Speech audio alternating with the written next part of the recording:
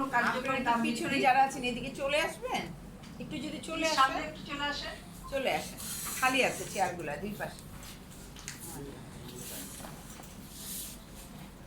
জনস্বাস্থ্য সুরক্ষায় তামাকপণ্য কার্যকর দাম বৃদ্ধি 2026-27 অর্থ বছরের নারীদের বাজেট ভাবনা শীর্ষক সংবাদ সম্মেলন।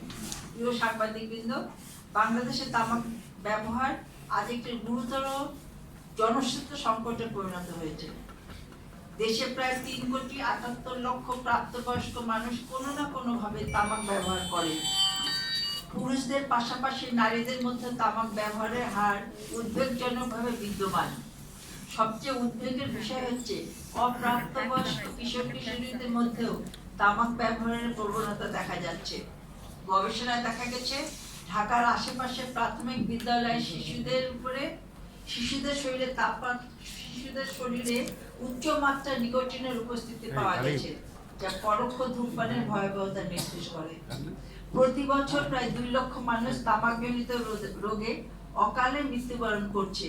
এই মৃত্যু শুধু ব্যক্তিগত বা পারিবারিক ক্ষতি নয়,